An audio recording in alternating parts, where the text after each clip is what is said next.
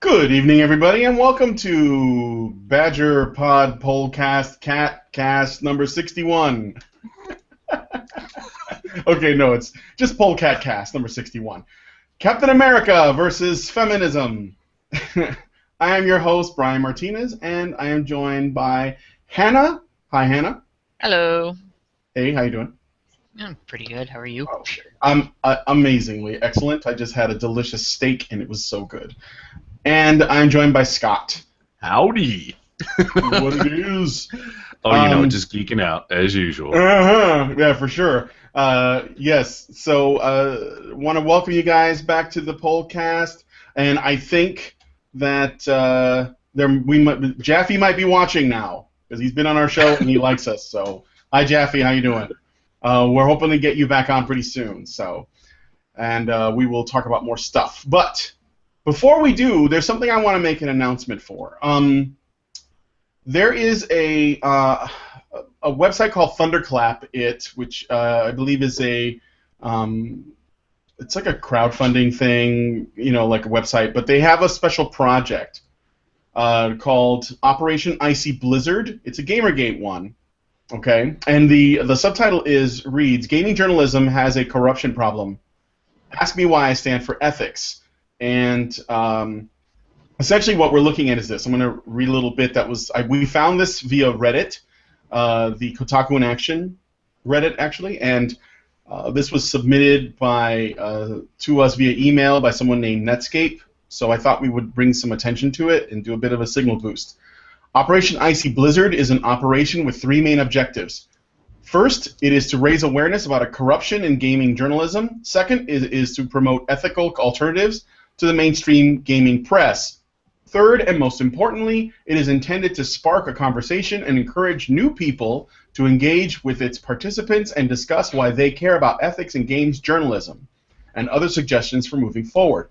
The operation was originally proposed by /u/Miki Sayaka33 last month, and with her support, I will be launching the operation with an initial Thunderclap campaign, which will send out a message that should reach tens or even hundreds of thousands of people.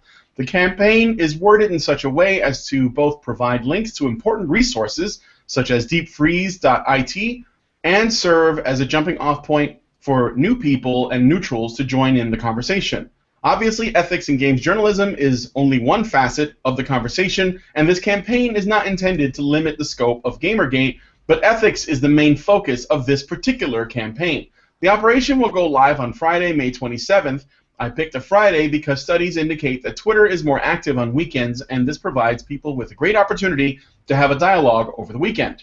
If you want to participate in the operation, there are many ways you can help. The simplest is to go sign up for the Thunderclap campaign, which I've included a link to in the low bar, and participate in the hashtag Icy Blizzard and hashtag Gamergate hashtags on Twitter or other social media. Despite the fact that the hashtag Gamergate has been shadow banned by Twitter, you should still use it. If you are a content creator, you can help by making a video, blog post, or art or similar content to encourage people to participate in the discussion and participate in the Thunderclap campaign. I'm going to make the art goal for the art stream this Friday to make a piece of art to promote the Thunderclap campaign. So that's what my goal is, and I'm going to ask the other participants in the art stream, like Kukurio and others, to also try to make something to sort of get people's attention and maybe get them to come check this out. So that was the first thing I wanted to throw out there before we got into the stories. I hope you guys check out the links. I don't know if Scott or Hannah want to add anything on, or should we just move on to the first story? No, man, we're good. Well, okay. On my end, anyway. Yeah, I think you got that pretty well covered. All right, excellent. So let's jump into the first story. We're not going to talk about Captain America yet. We'll do that one next. But there is something else going on. So allow me to read this for you. The National Association of Scholars denounces a case of bias against Springfield College. Professor Dennis Gause. Gause has always been a very communicative academic, letting his ideas open to debate from students and colleagues, but his department, Dean provost and president decided that his views were impermissible. In 2005, Gauss adjusted the general preoccupation with gender by creating an experimental course entitled Men in Literature. This is an experimental course that he made, which was very popular among students. So after 8 editions, the course was approved as fully established in the curriculum. It had the full support of college authorities. When Professor Gauss was teaching a different course on college writing, one of his assignments was negatively criticized by 4 students. The assignment was an essay on how men were treated in the student's academic environment. 2 of the criticisms were vague. The paper is a little absurd, for example, and, quote, I would suggest changing the topic. But the other 2 were a little bit more explicit. Quote, change final paper, include females on campus, and, quote, I find the topic a little insulting. I do not appreciate having to write about how men are treated unequally on campus when there is no unequal treatment of men. Okay. The remaining 27 evaluations were generally positive. Usually 4 negative evaluations out of 31 are never a cause for alarm for anyone in higher education. The dean, Anne Herzog, and the director of human resources, Roseanne Captain, had a backstory of dislike towards Professor Gauss. Herzog had prevented him from taking a sabbatical leave to co-edit a book on maleness by the Australian Institute of Male Health. She also reprimanded him for missing a sexual harassment prevention training session. Roseanne Captain had summoned Professor Gauss because of complaints about a men's group that Gauss had helped to create. The 4 negative evaluations served as an excuse to take revenge at Gauss for his views. He was officially told to change the readings in Men in Literature to more traditional literature. Despite his changes, Dean Anne Herzog ruled that they were insufficient and the course was therefore canceled. In March of 2016, Provost Jean Wild wrote a letter in which she accused Gauss of creating a hostile environment towards women, also challenging Gauss' pedagogy and the legality of his methods, claiming his content was discriminatory and concerning. Gauss has responded to all of these accusations to no avail. He has been marked out as the enemy, and has therefore been discredited at every turn. Essentially, his reputation has been terribly damaged. So, does anybody have any thoughts on this? I'm thinking that I would like to try to get Gauss on. I'm going to probably reach out to him and find out his story. And I sent this to Alan Franson, who has been a guest on our show a couple of times before, who's also a former professor of history and has written a book, an essay called The Feminist Fog, and a couple of books about male same-sex love that is not romantic. It's basically about brotherhood. And he was appalled at the article. But Hannah, you wanted to say something? Oh. Well, yeah, it really shows what these people are about when they define just acknowledging that men are human and acknowledging that men have human experiences as a form of hatred and a way of making women uncomfortable on campus. Women are uncomfortable acknowledging that men are human and have human experiences, according to these academics who are probably feminists, because feminism runs rampant on universities. So for feminism to not be about hating men, they really need to get this in check, because it's getting ridiculous. If you cannot acknowledge that men are human and men have human experiences and talk about those experiences from just a standpoint of wanting to understand them, that's bad. I mean, that's not just bad, that's hateful. Yeah. You know, the thing that really stands out to me, I'm not super familiar with this story, so I can only speak somewhat anecdotally about it. But the thing that stands out to me is that they said that there is no unequal treatment of men on campuses. That is verifiably untrue. I mean, we have seen time and time again where male students will be accused of rape or be accused of, this, that, or the other, and are, expelled or put on academic probation without any evidence. And then oftentimes we'll see like instances where it comes out that these things were made up, but it doesn't matter because these students have had their educational careers oftentimes ruined. So just out the gate, this whole thing just seems slanted and fishy, in their wordings. So I'm very interested to find out more about this now, though. That definitely has me wondering what else is going on here for sure. Well, the funny thing is that when he started this whole men in literature thing, it was actually done by him as an experiment. I guess he wanted to see what kind of response he would get, because you can find a woman in literature class at most colleges. Mm-hmm. In fact, most literature classes that aren't even specifically gendered actually include things like feminist and Marxist and these kinds of these teachings are included in the material most of the time. In the English class that I took, or the couple of classes I took, that was basically all we did. Was we read feminist poetry, feminist books, feminist plays, things about class struggle and so on. And it stood out for me as odd because I didn't find the actual written work to be that challenging in terms of what you would get out of in terms of analyzing literary work on a college level.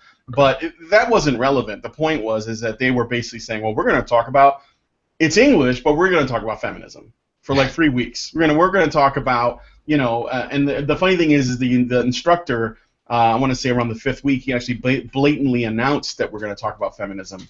We're going to talk about this now. And I was like, but we already have been. Like, we were reading poems about, how awful it is to be pregnant, and, how, I don't know, how tough it is to be living in, Victorian England as a woman, and, these sort of other sort of things that unless you own a time machine and right. you are feeling a little, I don't know, you're not going to worry about these sort of issues, right? And then, I don't know, I even brought it up a couple times, because there was one play we had to read called A Doll's House, and A Doll's House is often celebrated as a feminist play, but the person who wrote it was not thinking about that at the time. He was actually speaking more about things like class, but even in that regard, it doesn't exactly add up, because you can make cases for everyone in the film or in the play rather, that has troubles. And when I brought up that there was a man in the play that actually had his own problems, and most of which were the idea that his struggles were invisible to everyone except him, because they were, if you know the play, my instructor was he was befuddled that I would even have reached to that, instead of talking about the main protagonist having it so bad because her husband takes care of her financially and she doesn't need to work, but she's essentially kind of stupid because she doesn't have an education and stuff like that. So, but yeah, I mean, my point is this. The guy made this class as an experiment to see what the reaction would be, and essentially, whatever it is he was trying to prove, I would assume this negative reaction he got and this destruction of his reputation and all these accusations of essentially, because they're the group that he helped start, the men's group in this Massachusetts college, they actually had Voice for Men posters up. The what is it? Real Women Don't Make False Accusations posters. You know about those, Hannah? Those posters I'm talking about? They're about those posters have been around for a while, and there's been some interesting incidents with them and everything. There's been some images banned on Facebook and things like that because they were, posted pictures of those posters and everything. So it's been quite an interesting time with those posters. Yeah. Yeah, they were basically the Voice for Men posters they put up because they had on the on the campus, they already had the Men Can Stop Rape posters, and so these guys put up the Women Can Stop False Rape Accusations with the Voice for Men logo on it, and the Women Can Stop False Rape Accusations posters were considered essentially that was the thing that was supposedly making the campus a hostile environment. And they got torn down, and it's something that they were citing from the Title IX regulation. It's kind of funny because they don't view telling all men that all of them are responsible for the behavior of a small fraction of men, and that all of them are to be considered, rapists until proved otherwise, by putting up these "Men Can Stop Rape" posters, and that all of them are responsible for policing each other. That doesn't bother them. They don't think that creates a hostile environment. But and they'll even say, that these aren't saying all men are rapists. These are just saying that men need to not be rapists. Well, as soon as you turn it around and change the gender, and it's women can stop false accusations. That, you're saying all accusations are false. Well, either it's that way with both sets of posters, or it's not that way with either one of them. They can't have it both ways, but they do. Yeah. You want to hear about some of the books that he was actually including in his Men in Literature class? He had Christina Hoff Sommers' book, The War Against Boys, and Casey Johnson and Stuart Taylor's study of the Duke Lacrosse case, known as Until Proven Innocent. Those were the books that he had. Now, clearly, those books have a message they're trying to send. But the funny thing is, again, Professor Gao's departmental chair told him that he had to change the readings, and the dean said that those had to go, and instead he had to put in books of World War I poetry, F. Scott Fitzgerald's The Great Gatsby, and Andy Weir's The Martian. Because he removed them, that's actually what caused Herzog, after they made him change it, she ruled that those changes were insufficient and that the course was therefore canceled. So the dean stepped in and canceled it. After she told him to change the books, and then he did, and then she said these are not sufficient changes. So, I mean, he was set up from the start. Is that goalpost moving? Yes, that's what it seems like. That seems like some goalpost moving to me. I think you ought to slip Conan the Destroyer in there. Read this. Yeah, or why? That's what I would have done. Men in Film. Oh, that sounds like that skit from Living Color. Jack London's the Seawolf. Yes, Jack London's the Seawolf. Awesome. But yeah, I don't know if there's any final thoughts. We'll just move on to the next story. So, but that's that. But on the plus side, I will say that it looks like more and more people are starting to take an interest in the issues of men in academia. I would imagine that this professor, he's probably like fighting a really, really tough uphill battle against an institution that probably is largely against him. I'm reminded of one of my professors in my college that he wasn't even like, as sort of pro-male, as you could say, as this guy was, but he was a history teacher that was very much more interested in the facts than like hyperbolic exaggerations of the way things were. And so, and he actually had a really hard time, and all he was trying to talk about was, for example, in the history of the United States, he was talking about how when the first settlers came to the States and the Indians or the Native Indians got sick, like from smallpox and all these things, that the popular narrative is that these people brought like soiled blankets and gave it to them with the plan of making them sick and killing them off. But the real truth of it is that they were carrying diseases and didn't know. And the American Indians, because they had never encountered this before, they had no immunity, so they were especially susceptible. And that actually really upset people in the classroom. And I was like, wow, that makes a lot of sense. So you're saying the people who came here were not just like, we're going to kill the red man, but we're cowards, and we're going to pee on these blankets and give it to them and make them sick, and then they'll die, and then we'll take their land. It was more like, oh shit, I don't know what bacteria is, so it was just kind of interesting. But he was having a hard time with that because, again, it wasn't towing the line in terms of the political narrative that was supposed to be spoken about. And this is just history, something that should be relatively factual.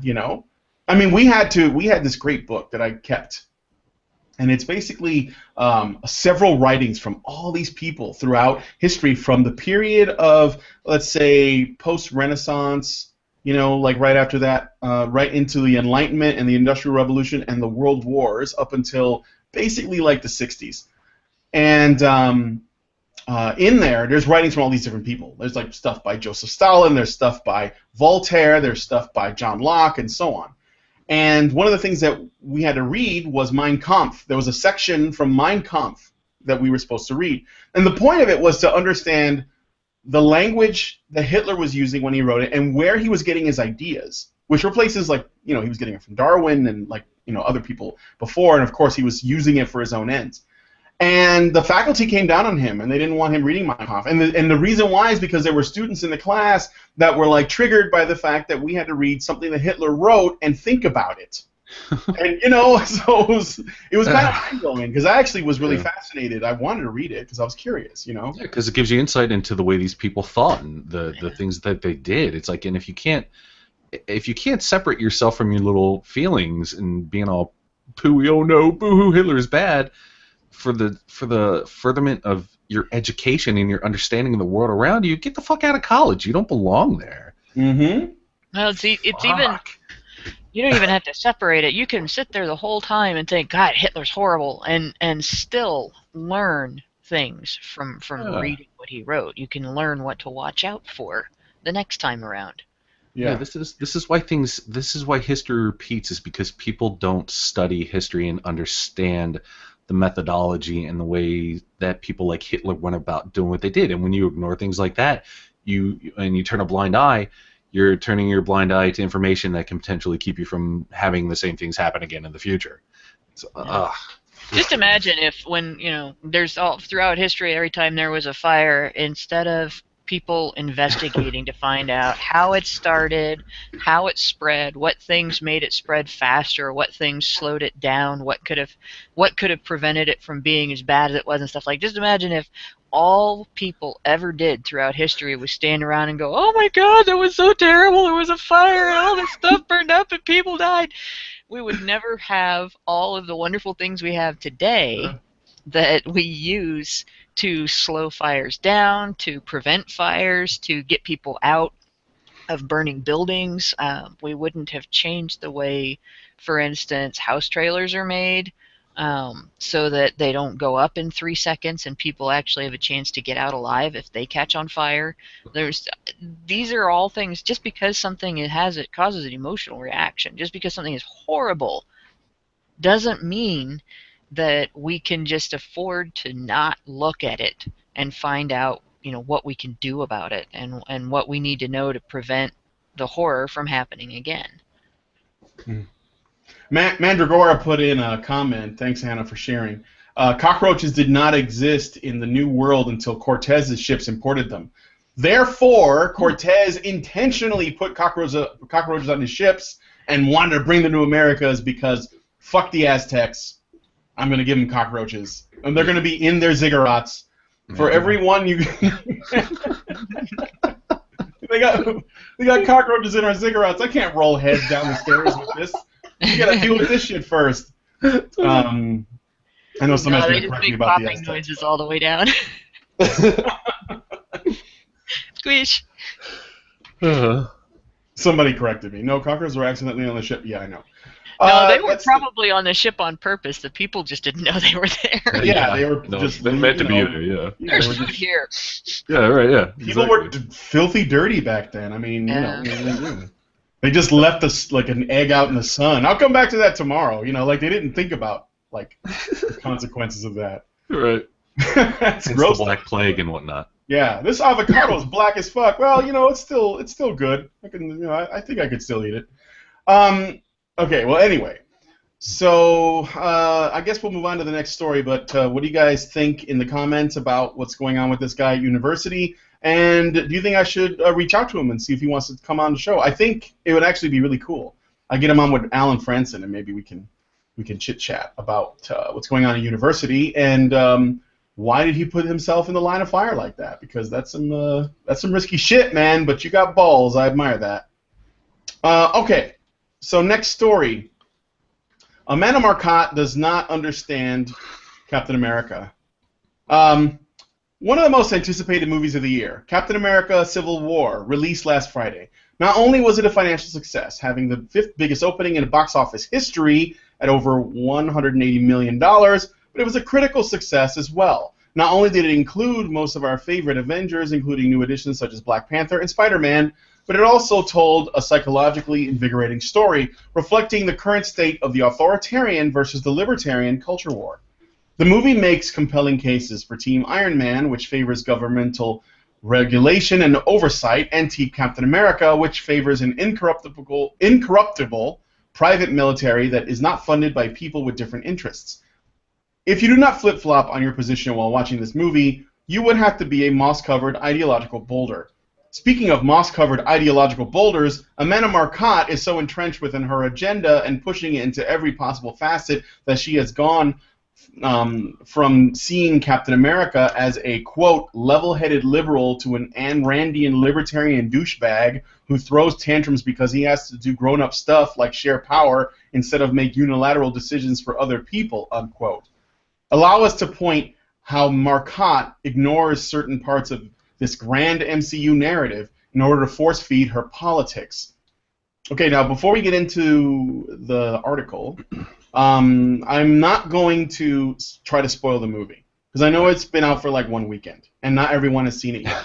So we got to talk about this in the abstract. Although, I mean, the spoilers, we can talk about the movie in terms of how she's talking about it without revealing any spoilers, I think. Yeah. Because sure. the central premise is exactly as Max, who wrote this for us, thank you, Max, as he outlines. Essentially what you're looking at is, over the course of all of the films in the Marvel Cinematic Universe, the amount of collateral damage, let's say, has grown exponentially, and the number of superpowered people have been also growing. And the Vision even points it out. That's not a spoiler. He's just a smart guy, I guess.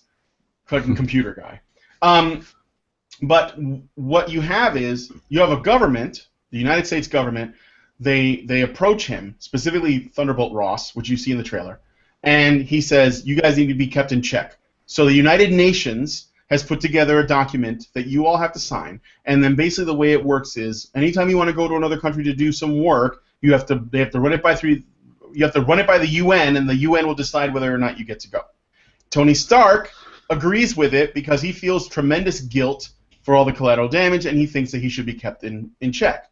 Captain America thinks that the moment you sign the paper and you're working for the UN, then that is not good because the UN is still, they have political agendas too. And the way that Amanda Marcotte sees it is that for whatever reason, Captain America was never libertarian, and this is some kind of strange plot twist that the Russos stuck in there, although they directed Winter Soldier, and Captain America's behavior is relatively consistent between both movies. So this is basically the central, this is sort of like the overarching story without going in anything else. And Scott wants to chime in with something, so go ahead, Scott. Oh man, so are we still doing an intro, or can we get into this? No, we can get into this. Okay. All right. Well, in her article, she says, like, in the, I think it's like the third paragraph or so.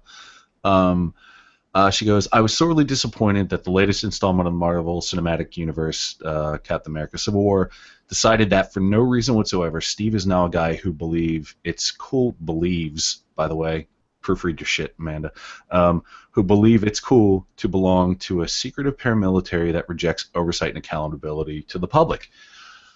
I don't think she could have missed the point any harder with that statement.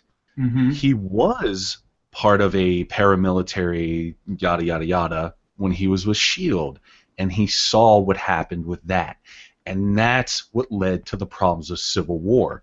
Well, among other things, like you said, the thing with Tony Stark where he was feeling guilty because of everything that he had done, which is funny because Cap is the one feeling guilty for basically all the shit that Tony Stark did, which is it's like they mainly it's Ultron, right? That's the thing that Tony Stark could feel guilty for that makes sense. Yeah, exactly. But yeah. But the fact that Amanda Marcotte just misses the fucking mark so hard, just right out the gate, is just amazing. She is so tone deaf when it comes to this, though, because Cap saw what happened when they had oversight with S.H.I.E.L.D. He was working for S.H.I.E.L.D. Everybody else was working for and with S.H.I.E.L.D., and he saw firsthand how that fell apart, especially in Winter Soldier. I mean, it was very plainly evident within Winter Soldier. He saw it falling apart, and he saw the problems inherent with that. And the problem he had in Civil War was the fact that they wanted to just hand it over to another governing body who was going to tell them what to do again. You know, in like if you look at Winter Soldier, there's a part where Cap finds not Scarlet Witch, fucking whatever. Winter Soldier? Oh, no, Scarlett Johansson's character. Christ, why am I fucking Black dumb that? Widow. Black Widow, thank you. Sorry, I'm fucking fully retarded right now. Okay. But he found her like downloading shield information from the ship when they were boarding the ship at the beginning of the movie. Mm-hmm. And he was like, "Wait, what are you doing? You're jeopardizing the mission." And that was his first kind of glance into like, "Oh wait, there's more going on here than I am aware of, and I don't like it." Because Cap's very above board. He's very he wears his he wears his shield on his sleeve, as it were. But he that was the beginnings of him seeing the problems with a large entity controlling these powerful beings and these super spies and all these other people. So Marcotte just totally misses the point right out the gate with that. And it's just like, did you watch these movies? I mean, because I don't think you did. A clear indication that Captain America, at least, because I know if we go into the comics, when you have a comic that's been running for how 75 years, I think Captain America is a 75-year-old comic character. I mean, you're gonna find somebody's gonna go into history and be like, here's a time when he was more like this. Who cares? Point is, in the film's continuity, really he's always been a libertarian, and then and the thing is, Amanda Marcotte says it like it's a bad thing, and I find that really funny because. She's working under some weird assumptions about what libertarianism is, but if she agreed with Cap in Winter Soldier and somehow disagrees with him in Civil War, well, then she's not paying attention to what she both doesn't know what libertarianism is, and secondly, she's having issues making peace with that inconsistency because she may also not know what liberalism is. Maybe she might not be playing out the liberalism that many of us call classical liberalism, which is actually very close to libertarianism today. At least that's what it seems to be. But I want to add on to what you said, Scott, and comment on the Winter Soldier. I think the moment I discovered the Winter Soldier Captain America was definitely a libertarian, because if you look at the first Avenger, there really isn't a lot of points where his political beliefs or his political beliefs or his ethical beliefs are challenged in that way. It's relatively black and white, although a tremendous fun ride. Yeah. But in Winter Soldier, it gets way more complex. Absolutely. And the best bit is when Nick Fury, who obviously is well intentioned and he wants to protect the people of the world, essentially makes those 3 helicarriers, and he's like, "We're finally ahead of the curve." And Captain America immediately goes, You're pointing a gun at everyone on Earth and you're calling it freedom. This is not freedom, this is fear. And when I heard him say that, I was like, he's a libertarian. He is saying that's really what it is, because what he's talking about is the state. Like you got to make this abstracted further. The state is a gun. That's what its purpose is. It's force, that's all it is. Now that doesn't mean it can't be useful. However, that is what it is. That's what the state does. So if the state says, hey, we're going to put cameras on every corner, guns on, operated by robots or drones or whatever, all over, so you guys can feel safe. It's not really freedom. It's security. There is a trade-off. Like the more security you get, the more freedoms you lose. And Captain America is of the belief that, the freedom of the people should not be compromised for the sake of safety, and there has to be a better way. He doesn't agree with that, and he walks off. And then as it moves on, the point that's made in the Winter Soldier is that if you give a governing body ultimate power with their ability to exercise essentially guilty until proven innocent tactics, which is what, when Nick Fury says we were ahead of the curve, and then later Arnim Zola says, I made an algorithm that basically determines who's going to be a threat to us, and we can just kill them before they do anything. Yep. That is, that's like Minority Report. That's like basically we're going to predict what someone's behavior is and then remove them from the equation.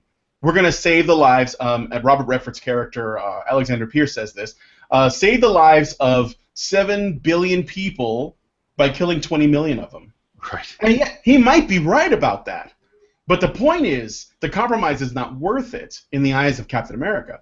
Right. So this is not inconsistent behavior when you look at Civil War, which takes it further. And isn't it a fucking joke that the people they have to go through in that movie are the United Nations? Yeah. I mean, that was the key thing about the movie. The UN is the one with the power. I was like, oh, get the fuck out of here. Oh god, dude. I mean, Hannah, do you wanna say anything to what we're talking about? Well, yeah, I think it's kind of interesting the attitude she took toward this, because it's another example of inconsistency among feminists. I mean, when it looks like oversight is going to place restrictions or requirements on a feminist-supported industry like the abortion industry, then we understand nuance and they can acknowledge that function matters and dysfunctional regulation in the name of oversight is a bad thing.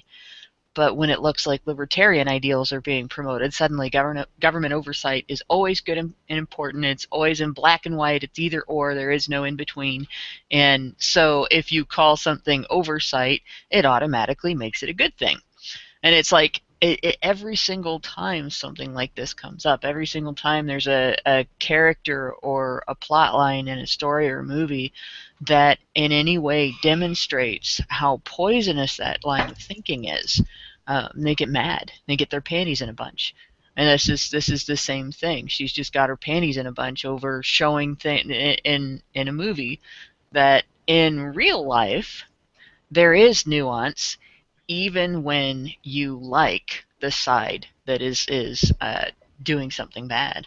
In real life, there is nuance, even when you approve of the government control. It still has to be functional, and it still has to be minimal. And yeah, going through the UN.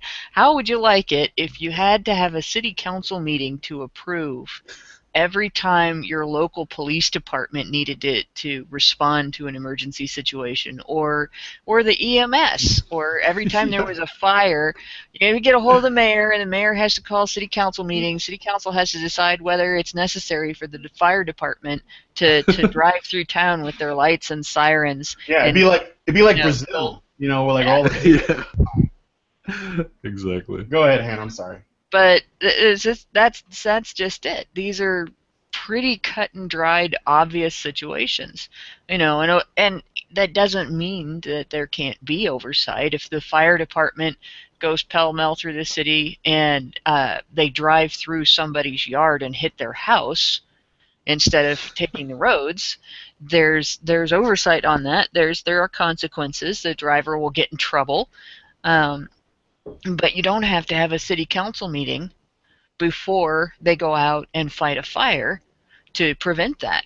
There simply has to be a set of rules. Hey, don't drive through people's yards. Use the roads. The lights are all going to turn red. Everybody has to stop. You got your lights and your sirens. And if somebody gets in your way, you're entitled to run over their car, because they didn't obey the laws. And they're at fault. But you can't go through somebody's house to get there. And clearly, there are nuances. Clearly, there are ways that things like this can be handled. And for Marcotte to get upset that the movie demonstrated that, basically taking a sledgehammer to a thumbtack, or taking a sledgehammer where you need to use a sewing needle, that she gets upset that the movie demonstrates that, shows that she doesn't have the nuance herself. Right. Yeah. And I have to say that I find that the story of that the Russos have been telling with their last two films has really stood out. And I know that this isn't like a nerdcast or Irma Gerdcast, but I just want to throw that in there. I think that their beliefs about what they think Captain America is and should be, and their personal beliefs are coming out in these films, because this isn't easy stuff to talk about, and it's also not common in film today. So I think that that's one of the reasons why, for Amanda Marcotte, she's noticing these libertarian values, and she's considering them to be douchey, which I don't know what that means. It's not an argument, and this Ayn Randian stuff is like annoying her, but in the context of these films, it makes a lot of sense. Plus, and this is something else that I'm surprised that she didn't go there. But in the Civil War, in Civil War, another one of the things that I noticed was a running theme throughout was the film was about love between men, not romantic love, but I mean like brotherly love, like friendships and bonding, and that was happening.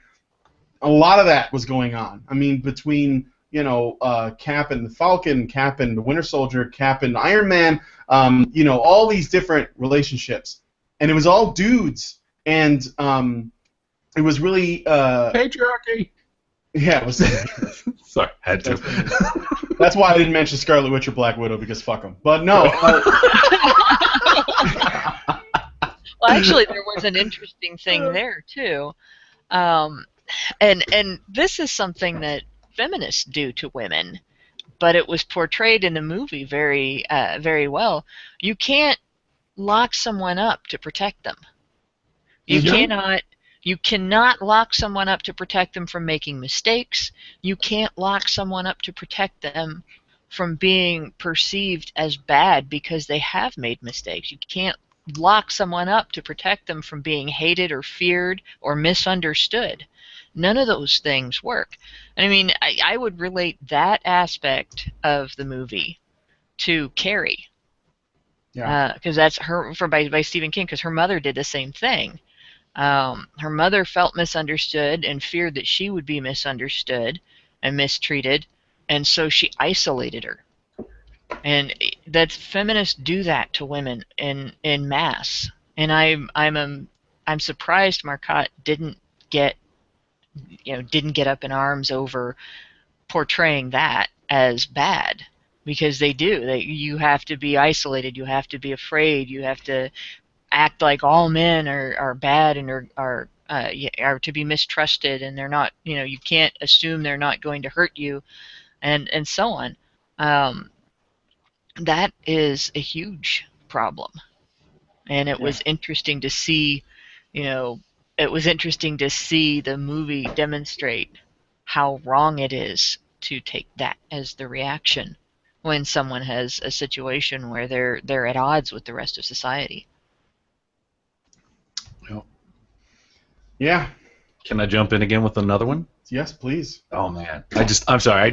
I got really prepared for this because I fucking want to punch Amanda Marcotte figuratively in her dumb writing. Right in the writing. Right in the writing. Yeah, her poor writing. Okay, so another thing she says in her write-up is, but while the movie is good, it would have been so much better if they just cut out all the stuff about the Sokovia Accords, which was unnecessary, muddled, and made Steve Rogers look like the bad guy for no reason whatsoever. Seriously, I don't know what fucking movie Amanda Marcotte saw, but I saw a completely different movie, because the Sokovia Accords was the result of what happened in Sokovia. It was the final straw in a line of horrific events that have been happening within the Marvel Universe, which finally brought this whole thing to head. It's like, without that, I really don't think I don't think she. I don't think she understood the movie really at all, because everything she's saying just shows that she was just there and she was experiencing the movie, but she didn't really think about it. But she has like, oh well, I can use this to write about it and make my little agenda piece or whatever the fuck this thing was. Like, she really, because that was like, and it was funny because she's talking about how it made Cap look like a bad guy, but that's the thing. Captain America is the leader of the group. Like a good leader, he takes responsibility for these things. Like, she doesn't understand these dynamics of what is happening in this movie at all, and it's kind of astounding for somebody in her position. He also risks everything, right? Mm-hmm. I mean, he always does. He doesn't like, whenever he goes into a situation, he is prepared to basically give his life every time. Right. And it just so happens he doesn't, but he's prepared to do it if that's what it comes to. Right. And so no, he's totally all about the accountability. Even like you see it in the very first film when the general throws the grenade and he jumps on it, even though to protect everybody. He was ready to do that from the beginning. His parents already did, so he's just following what they would have done. So yeah, there's that. And then there's another thing Amanda Marcotte mentions, which is, it's a small thing, but I think it's important. She mentions that what Cap is doing, and I don't have the article right in front of me, but what Cap is doing is he is preferring a small group of mercenaries, which are the Avengers, over a government-controlled group of basically that's more like would be considered part of the military of the government or whatever. Mm-hmm. And that's inaccurate because mercenaries get paid, and the Avengers do this for free. Right. They do, right? So it's charity. Yeah, it's altruistic. Yeah, it's altruistic. They don't do it for money. You know, I mean, they don't need it because Tony takes care of everybody. But for the most part, though, they're not asking for money from anyone. They're not taking money from the state. They're not taking money from, you know, individuals or whatever. It's just Tony thinks this is the right thing to do, and they do it. That would make them more along the lines of vigilantes, I suppose. But again, you know, it's just important to point out the difference because if it was true that they were mercenaries and they were basically getting paid to do it, and you know, I guess you could make a better moral argument for it, but this is not the case. This is basically them doing what they can with what they have, you know. And technically, Captain America is a member of the military, so he's not a vigilante. That's true. So there's that. I wonder. They didn't really go into that, but yeah. Yeah. So there is that as well. Sure. Yeah. Anyway. Yeah. So, I don't know. I got nothing else. I got another one. Okay, go ahead. Let's see. She says, we sure as hell don't want a mercenary organization that answers no one crossing international borders and fighting wars without any input from democratic systems of government. And that's another example. We're talking about she is trying to insinuate real world dynamics, political dynamics, you know, social dynamics into a fantasy world. Okay. What we're talking about here is we're not talking about a mercenary group. We're talking about superheroes that are there to protect people. Sure. We're talking about exigent circumstances like alien invaders or an entire city being lifted up by giant rockets. You know, we're not talking about, well, this is my jurisdiction, you know, this and that. So it's like, you know, I can appreciate that she has an opinion on these things, but she is so wrong throughout this entire thing. Yeah. It's so painful reading it because she is being willfully ignorant of certain dynamics where she's trying to apply real world, you know, ideas and pressures and stuff to a fictional situation. It's like, well, come on. I'd like to see her try to apply this sort of you know, I think that you can watch a movie like this and you can get some philosophies out of it that are interesting to observe. But if you get too nitpicky, it will seem silly. And the way you can apply that is, I'd like to see her try to do, you know, go through fucking a Fast and the Furious movie with the same fine-tooth comb and see what analogies she could draw from that. When the only thing they were trying to do was, you know, put Vin Diesel in something where he can say, and to see how many times he can say the word family and cause as many explosions as possible. And give Ludacris something to do. So, I mean, you know.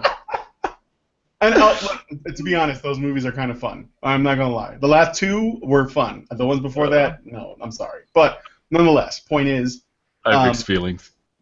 Well, the whole thing is a bunch of mixed feelings. It's just, it's a floss fest. It's just bad. But yeah, it is. The last two movies are fun though.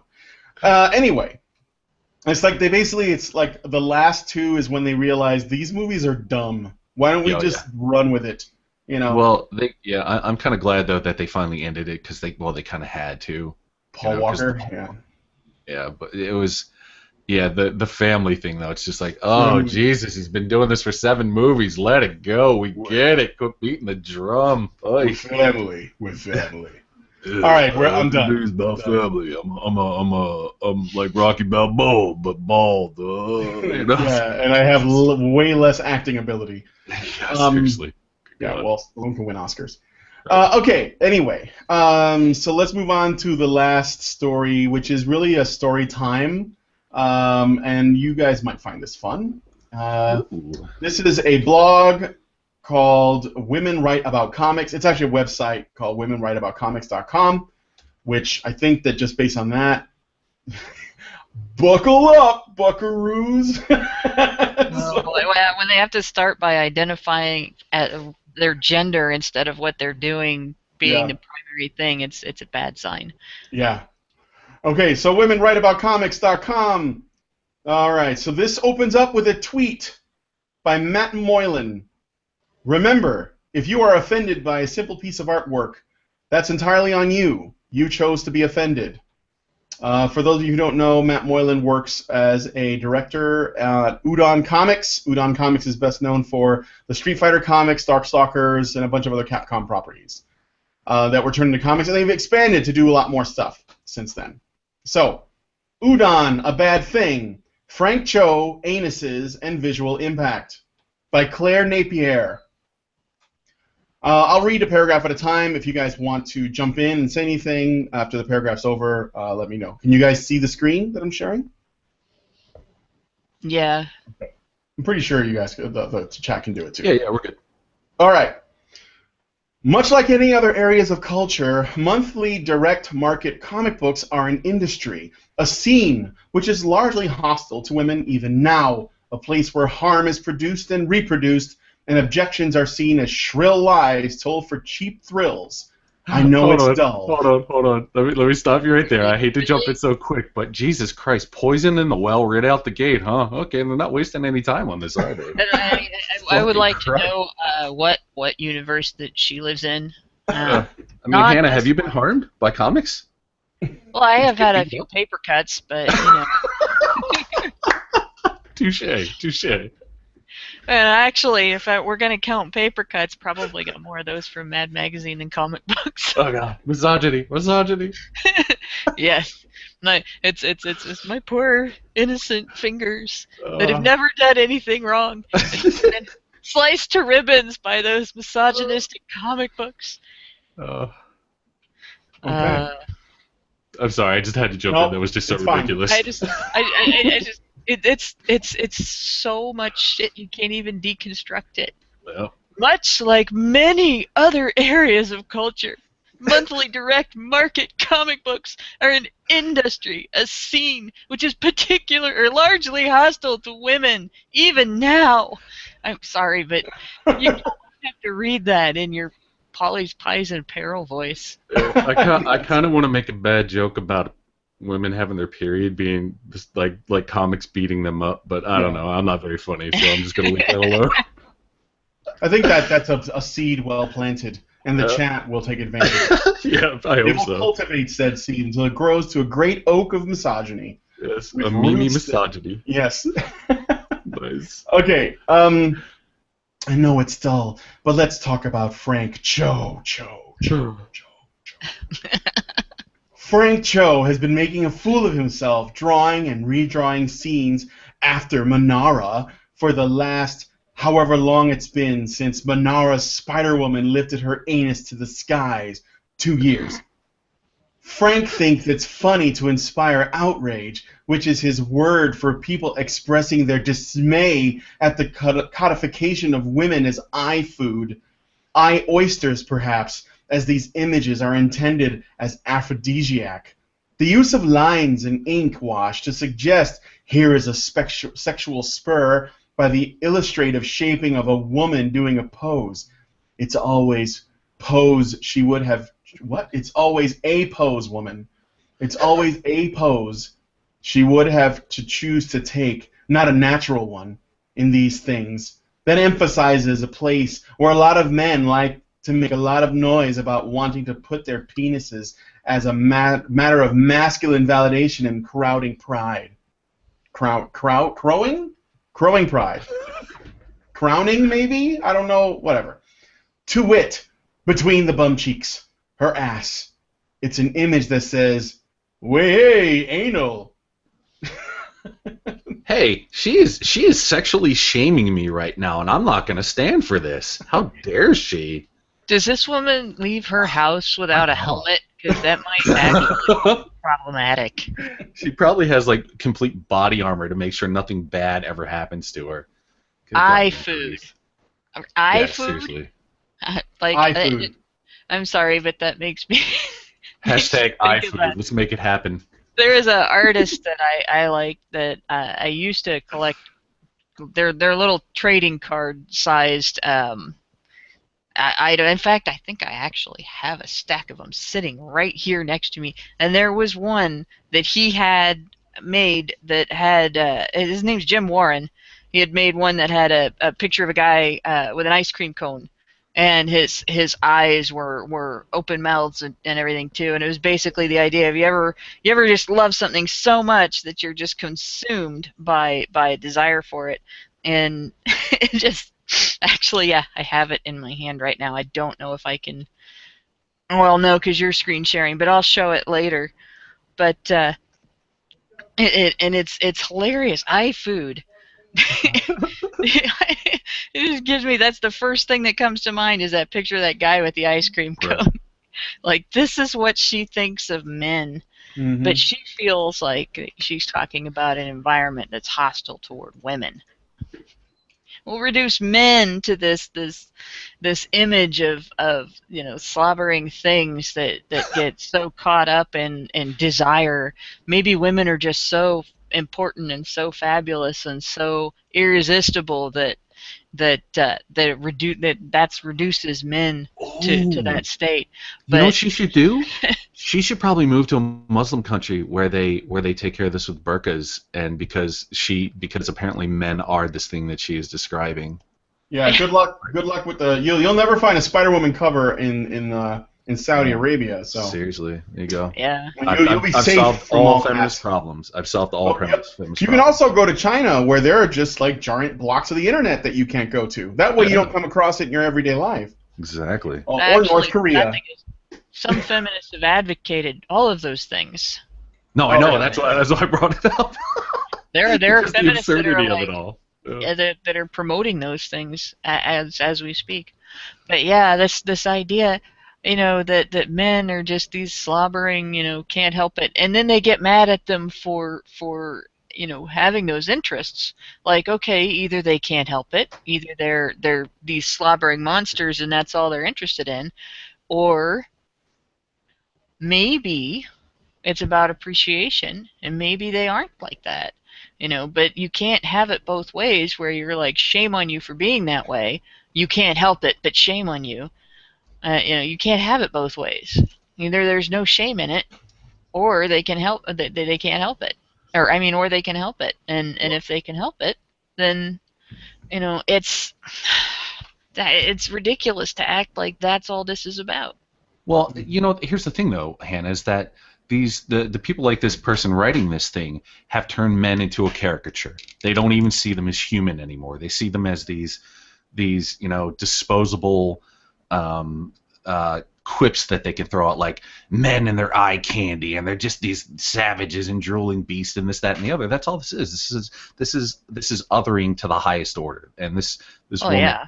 Apparently has some fucking pretty significant issues. Yeah, I think that what she really would like is, just so that she's made safe, like we should get other men to round these guys up, maybe lynch them, hang them, and burn some crosses and put on some hoods, and there you go. And then we can take care of this man problem. If only there was like, I don't know, like if she can gather a clan together that could like some sort of clan, some kind of on horseback to like some take kind of care superior group that has superior, intentions and knowledge and and come together like a confederation. Yeah, like that, just like that. Yeah. Yes.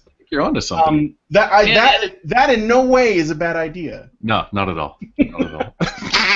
The other thing about this that stood out to me is she's talking about this like it doesn't happen to men, too. Like, men are never illustrated as being fuckable. Like nobody ever draws comics that show men's asses. Nobody ever draws Spider-Man in that position. The fact that he's in that position rather frequently. What was a picture that actually you could see even the outline of testicles in the image and everything? Stuff like that, It's like if you just single out what happens to women and complain about it like it's unique, you have a whole article out of it, and you can sell ads and get clicks and all that stuff. Yeah, another thing, I don't think this woman's ever been on the internet, so she probably hasn't ever seen those things, Hannah. Probably. Yeah. All right, I want to move on. She wrote this and somebody else posted it for her. Yeah, exactly. Yeah. I don't want to go near that dirty internet. Oh gosh. Yeah, I heard. My dad, he went and did some research for him, and he went to the Chans. And then I heard about this place called the Chans, and I asked my dad, like, what's up with the Chans? And he's like, yeah, I went there, and I want to know, why are you guys such assholes? What are you trying to do? What is it? What are you in it for? And they just said, the lulz, man. We're just here for the lulz. They're coming for our lulls, baby. We gotta protect the lulls. This woman is an example of what happens to your mind after all of your lulls have been taken. She has no lulls left. Yep. It's like a Cthulhu thing. When She's you're out of lulls, that means you have no humor left. Yeah. And then you just descend into madness. Well, that's what seems to be their modus operandi, is they just want to take the joy out of everything. They want to take the humanity out of everything. It's like they take these. It's like I was saying. It's like they're creating caricatures here. They're taking simple human biological traits. It's like, hey, men like women, women like men. Oh God, women are drooling, or men are drooling beasts that are just all they want to do is fuck. And it's just like, calm down. Tamp down hyperbole a bit. This is a part of human nature. We're sexual beings. Fucking wake up, you fucking retard. Oh my God. I get so frustrated by this because when these people start in on these tirades, and they start in like I was saying, they do this very blatant othering where they're poisoning the well right out the gate, and she's obviously showing this huge bias. And when you really dig this stuff down, what they're saying is just this like crazy ranting. I mean, and people pay credence to this. That's the thing that drives me nuts. Oh my gosh, it's just so frustrating. All right, let me keep going. Yeah. Sorry. I'm like in the second paragraph and shit. Yeah, no, it's left. All right. So yeah. Comic book covers are perfectly able to communicate that femaleness is concurrent with status as a receptacle for masculinity, and that it's not rare that they do. Idealized images of women are used to define what it is to be a man of fathering age, i.e., a virile man, which masculinity uses to mean powerful and aspirational, by said illustrated women being fuckable. Of course, fuckability in illustration often, and in this case, contains the imagined quality of consent, because men, largely, do not want to be definable as rapists. This is why so often marketing professionals, which includes commercial artists and cartoonists, will say, she's empowered, and she's just enjoying her sexuality. What they mean is, I wanted to draw someone I wanted to fuck, who I could fuck if she were real, so I drew someone who wouldn't say no to me. The lines and color were used to suggest and arrange a facsimile of consenting, normative female. Oh my God, this woman needs to get laid so bad. Jesus. And did you really say that men don't want to be seen as rapists? And not what? Of course, men don't want to be seen as rapists because we're not. That's true. That's true. Now, a woman starts thinking like this when she's obsessed with being wanted. And isn't getting the attention that she wants. She wants to be a receptacle for masculinity. She wants to. She calls this man virile. She wants an excuse. She wants to hate men for not wanting her. This is the Andrea Dworkin type syndrome. Oh, it is absolutely. That was what I was getting ready to say. Like, perfect. I have to imagine that all of the men in the world are desperate for my ass. And I'll bitch about it until the end of time in order to feel like it's true. Can I make a bad joke? Mm-hmm. You can make all the bad jokes you want. Well, in her case, there's enough ass there for all the men in the world. To be honest, I don't know what she looks like, so there's like You're better off. Talking about Dworkin. Yeah, you're better off. Oh, we're talking about Dworkin. No, I know what she looks like. Oof. Oof. Yeah. Like Ron Jeremy gives me a boner more than Andrea Dworkin. So. Amen. Okay. Anyway, I want to point out that she says, "I drew someone who wouldn't say no to me." That is beyond retarded. Nobody can draw an image that has opinions about any fucking thing. What the fuck, woman? Are you saying this is all fictional, Brian? I don't quite understand. Have you ever heard of this concept called suspension of disbelief? New thing going around. You got to realize what this is. This is a interest or desire in controlling other people's experiences and other people's right to seek experiences. A man is not even allowed to want. He's not even allowed to have an interest in companionship She has the right to even control any fantasies he might have about companionship. Now, I'm not saying that these drawings are those things. They're not what she's accusing. But even if they were, she says it like it's something nefarious. I wanted to draw someone I wanted to fuck, who I could fuck if she were real, so I drew someone who wouldn't say no to me. You know, like, so? No. What if it were true? What it's if going to play out in the real world, though. What if the guy got off drawing a hot chick on a piece of paper who he could imagine wouldn't say no to him? Who does that harm? Right. You know, without there being a female monopoly on controlling human sexuality, if women are not completely and totally geared towards controlling both their own sexuality and men's sexuality, if that's not the case, then who would be harmed by that? Who would be harmed by his imagination in his own workspace and his own home? Well, it's funny that you should mention that, because I don't know if she mentions this in her little whatever the fuck this is, but when Frank Cho, who is one of the people that she's going to be talking about, started to react to the outrage towards the Spider-Woman cover drawn by Milo Manara, I believe one of the first images, if not the first one, was a drawing of Spider-Gwen.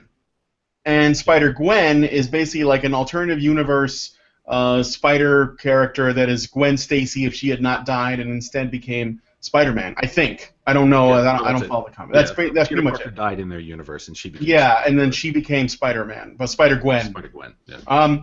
And the Spider-Gwen character was loved by these Tumblr fucking comic book readers because, you know, it's a woman and she's replacing Spider-Man, and basically if a man gets replaced by a woman, it's awesome. It doesn't matter. Like, for whatever, even if it's an alternative universe, whatever. And Cho drew Spider-Gwen in the same pose, and when he did, he was actually accused of being a pedophile because the Spider-Gwen character is somewhere between 16 and 17, but she's not 18 yet. Yeah. And, you know, he sexualized her when he drew the picture. But this is still going back to the thing from before. It's a drawing. It's lines. It's not an actual 17-year-old woman. There is no such person in real life. This is a drawing. You know? What? How old is Nightwing? I don't know, but I mean, I'm guessing that. Well, he's probably in his like late 20s, early 30s. Oh, okay. Yeah, but I mean, like, he was a kid once too. Yeah. Well, and even. You know, even Robin drawn in the Teen Comics and the Teen Titans comics, the males in the Teen Titans comics are just as sexualized as the females at times. It goes right back to this this thing of singling out when something happens that's bad, they only pay attention, you know, or that they view it as bad, they only pay attention to it happening to women. Or when they want to treat something as a bad thing, they only treat it like a bad thing when it happens to women. No. And it doesn't matter when it happens to men or boys. Yeah, but pretty much this is just what she's doing here. To me, is just she's just exercising critical theory in places where it doesn't belong by trying to make, because essentially this is like, and I don't want to get, this is basically like criticizing, I don't know, like any image. Archie comics could be basically seen this way. If you know, when Betty and Veronica were what, like they were high school students, so they were somewhere between 14 and 17. And considered underage, and there were lots of drawings of them in swimsuits, and you know there was a lot of sexual tension in those books, even despite the fact that they're kind of stupid, you know, little strips that have humor. But a lot of it is about attraction and teenagers. And there's no, like, you can talk about legal age of consent all day long, but if you don't think teenagers feel sexual urges until they turn 18, you know, you're a fucking idiot. I mean, so. And to discuss that openly, that's not a big deal. But the point is, beyond that, these are just lines on paper. And Frank Cho was thrown under the bus because essentially they were looking for something to come after him for, because they didn't like the fact that he was calling them on their shit, and so they tried to accuse him of pedophilia. Something that, by the way, if the right people are pedophiles, they will defend. But if the wrong people are pedophiles, they will come after them. Yeah, like know. Germaine Greer in her book of Beautiful Boys, and whatever it was called. And the boy she put on the cover of that actually was very upset that she used his picture. She used it without his consent. And she has an entire, like, that entire book is full of pictures of adolescent boys, and they're not drawings. Mm-hmm. No, they're photos, right? They're photos. Uh-huh. So for a feminist to get upset about stuff like this, that she's doing the same thing, and you don't really see feminists talking about that. Nobody's come out and said, Germaine Greer can't be one of us. We can't accept having her in the movement because she did this. No, none of them have come out and said a word. And if you bring her up, a lot of times they'll dodge and weave and backpedal and, well, it's not bad because of this or that, or rationalize different things. But or they'll say, she's a rad femme. But very rarely will you get, this type of reaction of condemnation like you get in situations like this when it's fictional and it's not affecting anybody. Well, you see, Hannah, they can't throw their allies under the bus, though. They have to protect them, so they can maintain a strong front and all that shit and maintain their double standards. I mean, what is feminism without double standards, as it is? So, yeah. I just think it's kind of funny, though, because, like, these movements, be it like the Tumblrettes or whatever you want to call them, or, whatever it is, they create these sacred cows, and Gwen Stacy or Spider-Gwen is their latest sacred cow. And if anybody does anything against the sacred cow, it's just like, holy hell, you're going to end up with bullshit articles like this. It's just like, kind of like you get these crazed superfans, like with the Steven Universe stuff that happened. That whole fucking thing. It's the same kind of dynamic, where these people create these sacred cows, and then you can't ever touch them. You got to leave them alone. You got to bow to the altar. And if you say anything wrong about it, you end up with some, insane woman or some insane person writing this obviously projecting article. It's just like, Jesus Christ, could they be projecting even more than they already are? It's fucking ridiculous. Yeah. All right, let's keep going because we still have a ways to go. Yeah. But if one relies upon the creation of an image codified as one's imagined consenting partner, then their imaginary consent is a facet of one's own desire, and therefore, when separated from oneself, it's false. Consent is not role play. Consent is not sexy.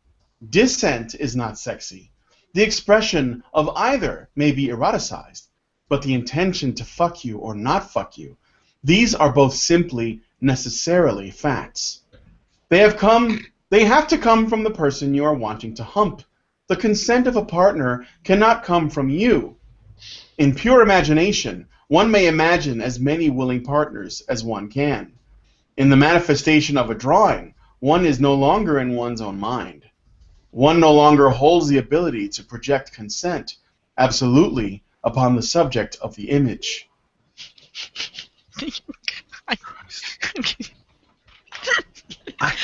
You know what? Free the ink! Hashtag free the ink! Free the ink slaves! I could imagine meeting this person in real life and them blinking a whole lot and being really twitchy and tapping a pencil on a table all the time because they're just fucking insane. They're just a fucking nutcase. Yeah, this is. Like, oh god, does my coffee have misogyny in it? Oh god, I hope nobody spit in it. And like, it's just like, what? Back to wondering if he ever leaves the house without a helmet. Seriously, oh my gosh, this is so crazy. Yeah. But you can't even. This is another paragraph that's hard to unpack. I'm gonna like stutter throughout the entire thing. For starters, she's just imposing her point of view on and just assuming that that's his mentality. Like, absolutely. There's a word for that. I believe what he was thinking is projection. But this must be what he was thinking. What kind of mind does this woman have that she has to think this way about other people? Postmodernism. I mean, what is in her head? This is a scary person. Seriously. You know, the idea that she believes this is like I said about feminist men. And, it's the same thing is true with feminist women. What they think of other people and what they think other people's motivations and intentions are is very telling. Yeah. And it's one thing to have a degree of experience with a particular ideology and say, okay, well, I can tell when this behavior comes out of this ideology, I can tell that it's based on this teaching or this learning or, that kind of thing. But it's another thing to just say, well, because this guy is a man, he's thinking this way and his goal is this and so on. And again, if it was to portray it as something bad, something dirty and evil because it's male sexuality and not female sexuality, everything that she says here could also be said about the covers of romance novels and the contents of romance novels 10 times over. But it wouldn't bother her. I mean, I'm sure she's probably never written an article like this about romance novels or about, softcore porn novels. Not once. I'll bet nothing has ever come out of her like this about 50 Shades of Grey. Not all romance novels. Yeah. No, you're right, Hannah. She is presuming a great deal in this. And then this last bit about, in the manifestation of a drawing, one is no longer in one's own mind. Yes, you are. No, this is no, not no, cool Hannah. She's not in her mind because she's out of her mind. But other people, you're right about. This is really bad though. I mean, think about it. Is she like accusing this guy of, is he going to make chalk drawings on the fence and they come to life and he goes into this little world with all the stick people next? His name's Simon. And, yeah, is it like Simon? Is that where you're going? What do you mean you're no longer in your own mind when you draw something? It's not like it. It becomes a real image. It becomes a real drawing, but it doesn't become a real person. It doesn't stop being your property. You still own it. You still own the character if you create a character. You still own everything about it. You write it. It's yours. And like the idea that she wants to personalize this and humanize a drawing in a way that is, that would give her the right to dictate how its creator is supposed to think about it. That's sick. Like, that's beyond ordinary sick. That's sick. Yeah. She's messed up. This is insanity coming out. And she's writing for a fucking website that lots of women check out, apparently. Womenwriteaboutcomics.com. It's not like some lonely blog on some Tumblr somewhere. This is, supposedly big with the ladies. I don't know. All right, let's go on to the next fucking paragraph. In this case, one cannot imagine that a drawing of a woman must register to all viewers as a real person consenting to perform sexualized positioning for an audience of the entire anonymous world. One must allow that swaths of one audience may think, if this represents woman and I am woman, then there is an assumptive sameness between me and her. That one's art may result in many viewers thinking, what the fuck? Do we have to deal with this basic aggression? With this assumption of post-pubescent, premenopausal women's desire to look like a flat, carefully directed image which Joe Average would want to spurt on all the time? One must allow that the continual... I'm trying to get through this paragraph. Look, no comic collector is going to spurt on their comic. They're going to bag it and board it and put it in a box. Or they'll buy two. One to keep like a prisoner in plastic. I'm not reading it. I'm going through her head. And the other one to use as a receptacle of his virile manhood. Virile manhood, you know what it reminded me of? Do you remember the movie The Mask of Zorro? Has anybody ever seen The Mask of Zorro? Antonio Banderas. And it's the first time he meets with Catherine Zeta-Jones, and they have a sword fight.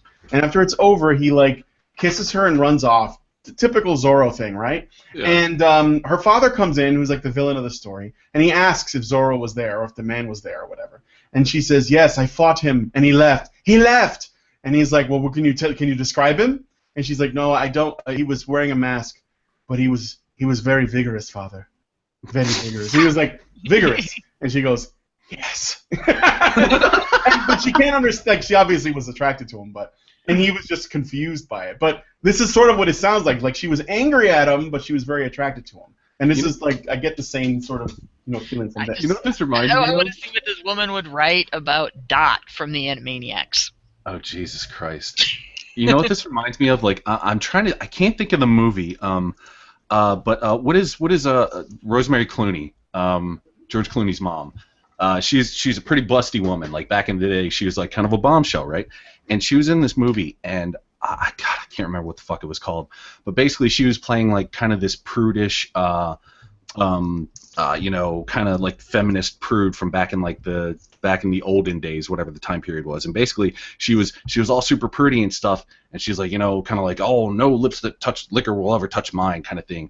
And then she gets drunk, and then she fucking basically rips off her dress and is running around in a chorus of being like, "Woohoo!" Like that. This is what I see this person as. I'm seeing, like, if you would give her a shot of fucking like whiskey or something, and she'd be like, let's fuck, woo! Because she's just so, she's repressing herself and creating these specters of all the men just jerking off on comics and all this stuff. It's like, oh my god, she is so projecting so fucking hard. This is crazy.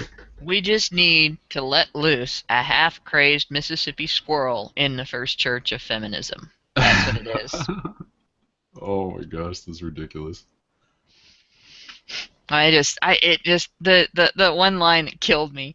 If this represents women and I am woman, like, not I am a woman, I am woman.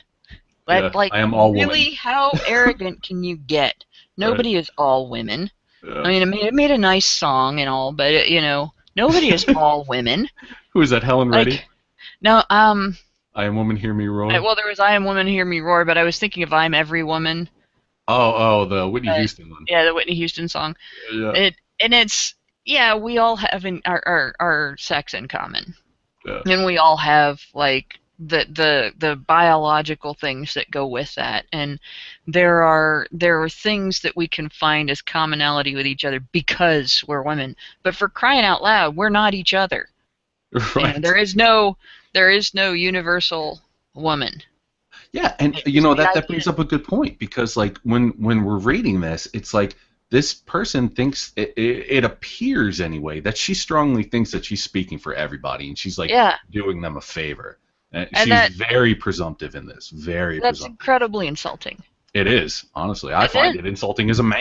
I think it's how dare you. Then she goes on. Then she goes on. There's an assumptive sameness between me and her, which is her way of saying this image puts pressure on me to conform to an ideal, which it doesn't. Yep. It's neat to look at, but it's a superhero. What ideal do you think an ordinary person is supposed to conform to? Oh yeah. In a superhero. Yep. But for crying out loud, once again, she's on about something that happens to men also, and boys also, as if it's a uniquely female experience and a uniquely female problem. And it's not something that is the degree of problem she makes it. There are always going to be images of people who look better than you. They look, every person can say the most beautiful person, conventionally beautiful person in the world, the most beautiful feeling person in the world is going to find an image out there that they're going to find more beautiful than themselves, and that other people around them are going to find more beautiful than them. And they don't have to meet that standard. Like, beauty is not the only thing in the world. Sexuality is not the only thing in the world. And sex appeal is not the only thing in the world. Yeah. And it's so ridiculous. And it's so kind of silly too. Yeah, it's kind of silly too, though, that we're talking about superheroes here. These, just at their core, superheroes are idealized human forms. They are supposed to be the pinnacle of human perfection. That is that is kind of the point of a lot of this. It's escapism. It's fantasy. It's not real. But it's kind of like there's this great conversation that Grant Morrison used to talk about. It's like people are always kind of they're always trying to rationalize how Superman can fly. It's like, how can Superman fly? It's not real. I don't understand. It doesn't fit in with my view of the world. It's like, because it's not real.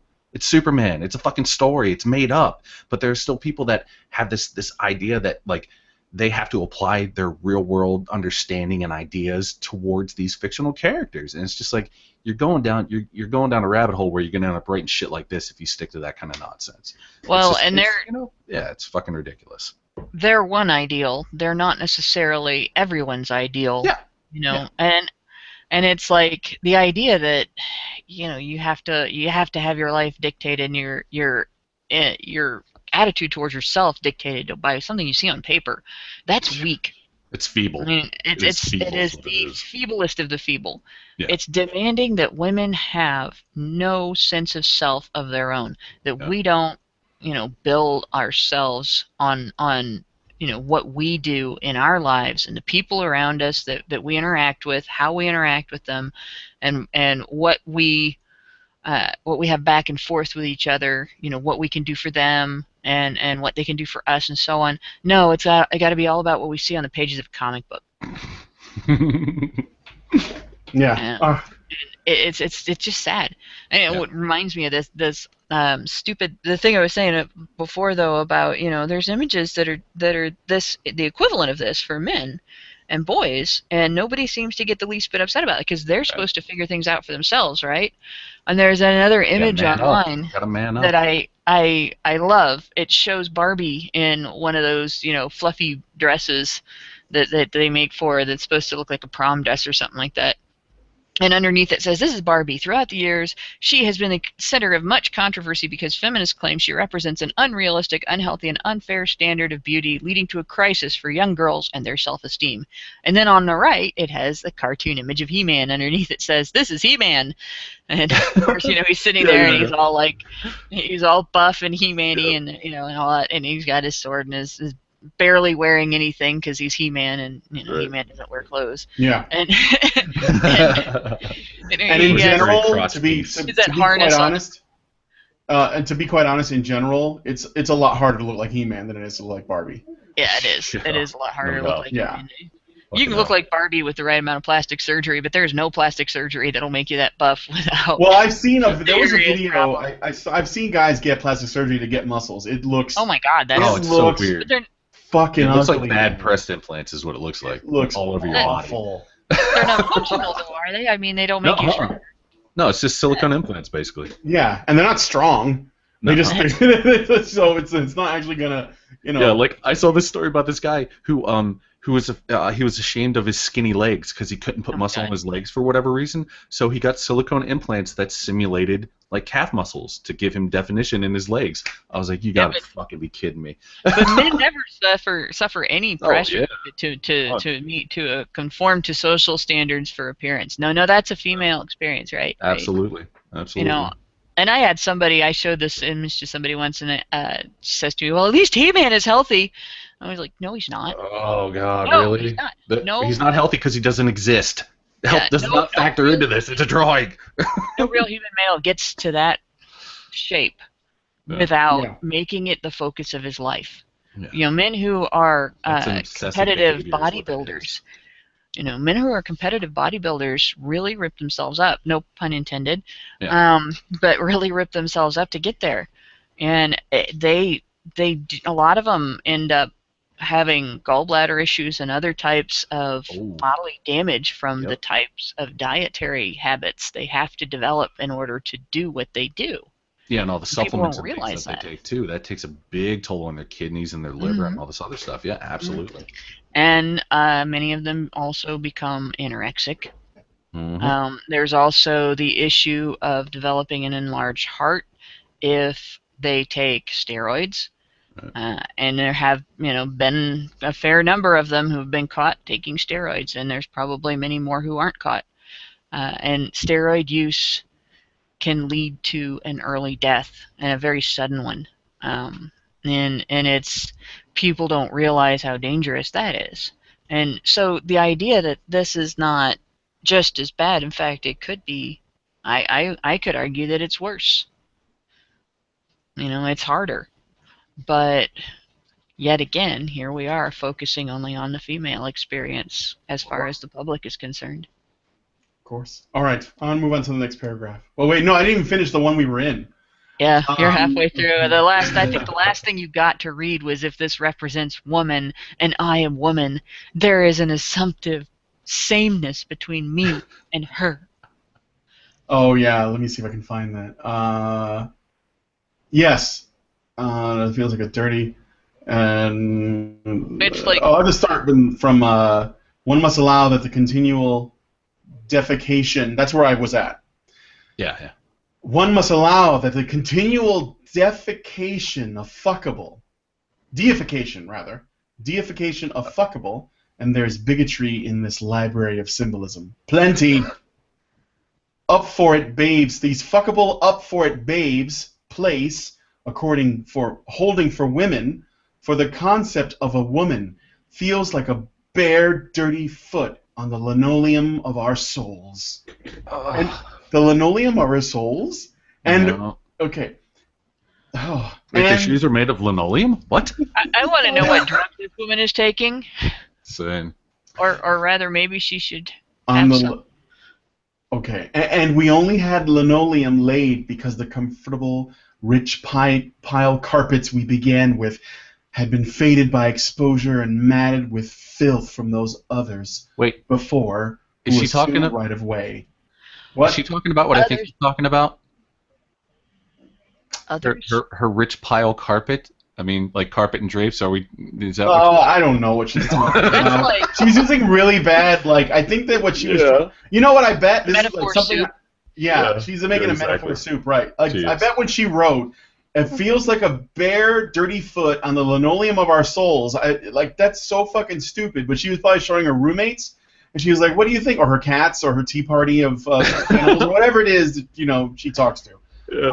Or the bots on Tumblr. I don't know. And they were like, "Oh, that's great! Oh my God, you should be a writer. Oh, Write for a living." I don't even know what that means. I don't know how it turned into like a Hispanic woman, but yeah, I was going I to don't say, even know what that Rosa means. Perez all of a sudden. Yeah. Stop it, Poppy! This is awful. This is bad writing. It's just bad. But Yeah. Hannah, you wanted to say something? The continual deification of fuckable. Since when? Since when is that deified? Yeah. I understand that female sexuality is a very powerful weapon, and it does command a great deal of respect and attention when used correctly, or rather, when used efficiently. Because I don't necessarily think that's correct, but I don't think deification fits. Mm-hmm.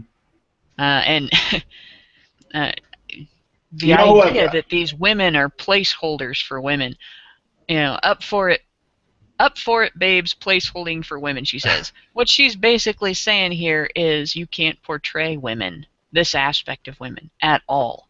Because she's ignoring and singling this out and talking about it as if it is the representation of women. Like you can't, anything that you draw of a woman, any representation you portray of any aspect of femininity must be the representation for all women. So therefore you can only use the ones that feminists Pre-approved like. ones? The pre-approved ones. And if anything else that is not that pre-approved type is included, it destroys women. It's just totally bad. You can't have it. You can never acknowledge female sexuality. So obviously she's demonizing, not deifying Mm-hmm. the fuckable. You know what? Which is a form of resentment Yeah. toward other women who command more male attention than she does. Yeah. You know who I could picture writing this article? I bet the woman who wrote this was like Candace and her friend from the Women and Women First bookstore from the show Portlandia. Have you ever seen Portlandia? There's like a feminist bookstore, and these two women are in there. They're parodies of feminist women. Yeah, no, that's like great. way over the top. And this is the kind of shit that they would have done, like for a gag. Like this is a skit. It's just a woman sitting in front of a typewriter writing about a comic book cover or an artist, and this is just being narrated over the top. That's a skit right there. Portlandia, I just gave you episode 1 of like whatever season 7 or whatever the fuck you guys are. Right. Okay, so let's move on to the next bit because this is like where it gets good. I love this part. I love this part. Men must learn how to draw women who don't look fuckable. Men must learn how to draw women they could desire without expressing that potential desire. Men must learn how to listen, fucking listen, and to be sorry. And there it is. And there it fucking is. Yep. Be sorry for being a man. Be sorry for being human and liking women. Fucking put yourself up on the altar, flagellate yourself, and fucking say Hail Mary full of fucking grace. Oh, every fucking time. I knew this was coming. It was just a matter of time before we got there. Mm-hmm. Oh, so fucking predictable. Be sorry. Fucking be sorry. To learn how to be sorry. Being sorry and being full of guilt must be taught. You must learn to be sorry. Yep. This is what gender studies does. This shit right here. This Absolutely. is why when the guy tried to like make a literature for men class, he basically was he had his career damaged, the class canceled, and all that shit because this is what it does. It creates an environment so hostile and people that they probably have other trauma they need to deal with, and they're pointing that shit in the wrong fucking direction. Hell, stuff like this even happens to people who have no trauma whatsoever, nothing in their history, and then they go into those classes and they become the most fucked up things because they're just a blank slate for these feminists to write their trauma onto, and it messes people up to the point where they cannot afford other women agency, and they cannot afford anybody else an opinion. Like, no, you cannot think I'm the only person that's allowed to talk about this, and I'm the only person that's allowed to feel in public, and so on. And that one first line of that paragraph, that's exactly what I was saying. She was building up to that the whole time. Men must learn how to draw women who don't look fuckable. You know, you can't portray female sexuality because male sexuality might enjoy it. You can only portray other aspects of women, the feminist-approved aspects of women. Oh, but you know what? You know what would be different? If a woman drew those things, it wouldn't have been a problem because it was a woman drawing it. And men aren't allowed to try and express anything that a female might do. It's like, you know, Oh, it depends. If a woman would have drawn it, though, it wouldn't have been an issue. I bet they would write the same. I bet she'd have written the same article if Allison drew them. I don't know. I'm gonna have to beg to differ with you on this one, because I've seen it happen before, where it's like, you know, if a female drew something like this, like I've seen where actually like there was somebody had a I can't remember the specific instance, but the person who was drawing the artwork had kind of an ambiguous name that could have been male or female.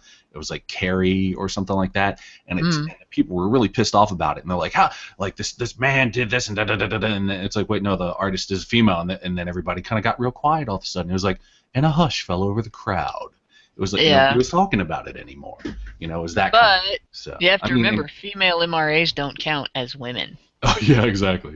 I mean, so they would treat Allison. If Allison drew something like this, they'd be like, "She's got internalized misogyny. Yeah, Look true. at that internalized misogyny that she's spreading all over the internet.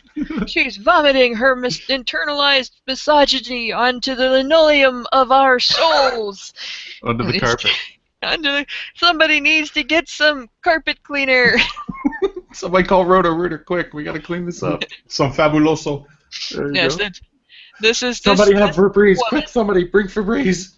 This is the woman who's her whole article is one long salt mine over the fact that nobody wonders whether that carpet matches the drapes. Salt has to flow.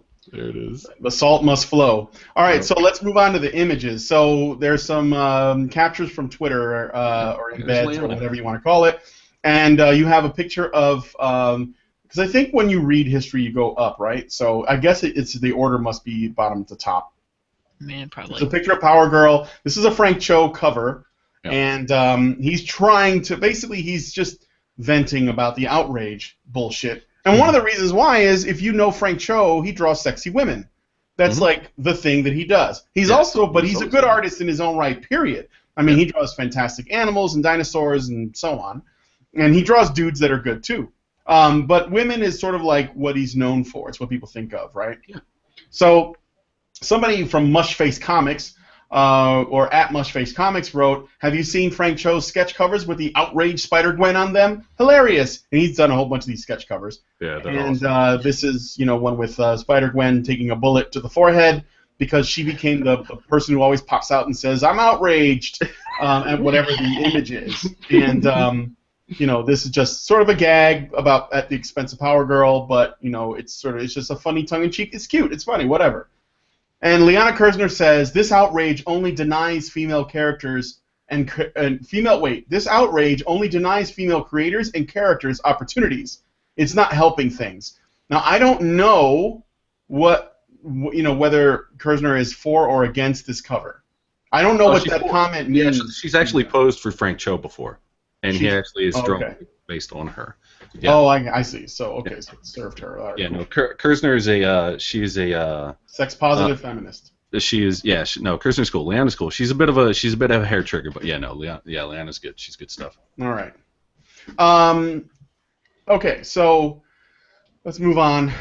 Marvel Comics has allowed Frank Cho to draw and draw and draw Spider-Gwen in his anus up pose and in the backgrounds of other images in which other characters take the floor. And to make money from it. Capitalism. He has drawn her shouting outrage and being shot in the head because Frank is bored of hearing that outrage even as he draws pictures to incite it. Frank's not smart, but perhaps he's cunning because I feel obliged by respect for teen girls, like the one I used to be, to say his stupid name and discuss his stupid imagery. Stupid face. Frank Cho has chosen to use this character because she is a teenager who appeals to teenagers. Is that why, Frank? Oh, God. To make sure teenagers know that people like you will draw them with their assholes in the air just for existing? Or did you choose you choose to use her for another reason? Yeah. Well, nope. So the one I describe is an outcome anyway. Perhaps you see why I suggest you learn to listen. Men like you have burnt my sympathy for your ignorance quite away. Okay, let's put a nail in this one real fucking quick here. He didn't do it because she's a teenager and because teenagers like Spider-Gwen. He did it because Spider-Gwen has become the sacred cow of these fucking outrageaholics. Yep. That is precisely why he did it. Because these people lack joy in their lives and they want to make sure nobody else can ever have any fucking fun ever again, ever till the end of time. It's She wants Cho's Frank. She just doesn't want to say it. Plus, she wants Frank's chode. But more than that, yes, I agree 100%. He's using Spider-Gwen because I guess I don't know if Marvel was planning this or not, but when the Spider-Gwen comic came out, feminist comic book readers put her on a fucking pedestal. And they thought it was the greatest thing since sliced bread. And then, like, when I looked at it, I said, the costume's cool, but the idea is not original at all. I don't see why you guys are praising this so much. Yeah, look at this, guys. Look what we thought of. So, wait, what if, all right, stay with me, because this is going to be complex. What if, instead of Gwen Stacy dying and then Peter Parker staying Spider-Man, Peter Parker died and Gwen became Spider-Gwen? Oh, shit! Isn't it? Is it Rule Mind 63? blown! Is it Rule 63 or is it Rule 34? I can't don't remember which know. one it is. But I think it's basically 63 that does the gender swap. It's 63. Yeah. For every male character or female character, there's an opposing sex of that character. So it's like, Yeah. and this is like you were saying. It's like this is not a new idea. This has been going on in fan fiction for fucking ever. Just Marvel finally they're like, oh wait a minute, we could capitalize on this. You know, so Yeah. I don't know, man. It's just it's so dumb. yeah. And I really I will say that. I will What? say that just very quickly. I like the idea of the potential for stories that it brings. I hate all this fucking stupid controversy shit that's come up because of it. But you know what? I'm all for Spider-Gwen stories. Because I like good stories with interesting characters. And if they can do that out of this character, fucking rad. And also the character design is pretty fucking dope. I mean, let's just be honest. I like it. I like it a lot. No, I do like the costume design. I'm just like I do. I thought it was all right. Although I think that when you're swinging around the city, I don't know what she does. I don't know if it's I don't know if it's the same shit. Okay. Yeah. I mean, if she like literally has all of Spider-Man's powers, holy crap, what an original idea. But the only thing I quite don't get is that despite the fact that it's a cool design, I would imagine that while swinging through the city, the hood would get blown back by the wind. I'm not gonna make a big deal of whatever. I mean, like the hood looks cool, but is it necessary? Is my whole, thing. Exactly. Anyway, okay. So Matt Moylan, who's the guy we mentioned before, works at Udon Comics. He hired Frank Cho, for some reason I couldn't get his name, to do a cover for one of the Street Fighter comics about Cammy, and he put Cammy, who is a Street Fighter character known for her ass, on the cover of the comic in the same pose because Frank Cho and Udon Comics thought it would be a funny thing to do, and they were down for it. Okay, so Matt Moylan tweets, remember, because of course he got a lot of shit for it. Remember, if you are offended by a simple piece of artwork, that's entirely on you. You chose to be offended. And now we're going to go on with her reading. Udon have employed Frank Cho to draw iconic Street Fighter character Cammy, herself treated poorly by image tweakers and marketing dicks for years and years and years. That fictional character has suffered so much. Yeah. So sad, really. We should start GoFundMe for Cammy. Yeah. Hashtag free the ink. Yeah, seriously. Free the ink slaves. In the Manara asshole pose, that's what she's coining it apparently. 2D lives matter. 2D lives. In the Manara asshole pose on one of their official Street Fighter books, in the works of Matt Moylan, director of publishing, they did it because it would get them great press. And because they do not understand that sex positive doesn't mean it's good to use sexual machinations that make girls suffer humiliations, body dislocation, and internal twisting, because building commerce without mercy is the reason for this life. In the words of Jim Zub, writer of said book, they shouldn't have done it, and I agree. They did it because they're weak and not very good at thinking, or because they don't care much about pain. They don't believe testimony of the harm images do. The harm the images do. Because testimony is bullshit. I hate them, which is fine because I probably won't ever meet them. It's not a hate that matters to me, but it's a hate that's real. I hate them. If it doesn't matter, it's not hate. I'm sorry, but hate is an all-consuming thing. That's not. Oh my god. I would like to point out my favorite thing she's written so far in this write-up. They're not very good at thinking. Yeah, they're not very good at thinking. That's not protection or anything. It's like... She's got the best words. She loves her words. She is a wordsmith of the highest caliber. She's got good words. She is amazing. You're usually high as a double entendre there, aren't you? Jesus Christ. She's good with the words. You know, very good at thinking. That's okay. Writer of this article, I will send a personal email to Frank Cho saying, look, I know someone, and she wants you so fucking bad. If you want a free lay, here's where you go. Oh, jeez. Maybe her writing will change dramatically. She'll be like, Frank Cho's okay. All right, so let's look at the fucking... Oh, my God. Let's look at the tweets. So, Steve Horton writes, let me ask you a question. You commissioned this to deliberately stir up shit. Why? Matt Moylan writes, because it's a famous cover, because it would get us a lot of great press, thank you, and because Cammy is famous for her butt. Take your pick. And then Steve Cuckton writes back, you know good and damn well, otherwise you wouldn't have posted your victim-blaming you chose to be offended tweet. Matt Moylan responds, I know people say they are offended, but nobody's given me a legitimate reason. Because it's also nice to stand up for sex positivity and freedom of expression. It's all great. Matt Moylan is based, by the way. Based as fuck. Yep. All right. So There really is no legitimate reason for being offended by this. No. Oh, is that Claire Napier? Is that her? That's her. Hey, give me the link to this. I wanna actually look at some of the other stuff that she's written. Yeah. Oh boy. Oh boy. Are you sure? I'm wondering how many articles before she writes about either making how superheroes need to be made gay or how we need more lesbian characters.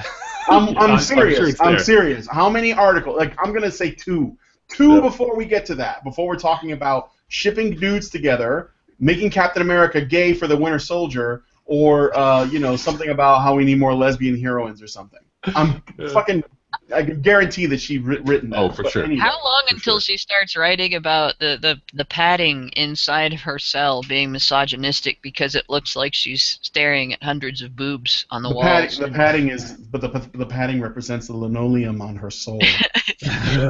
They've covered the linoleum of her soul and she can't feel it anymore. Yes, because it's covered in the patriarchy. Patriarchy. All right, we're almost done. While you're looking that up, let's keep going.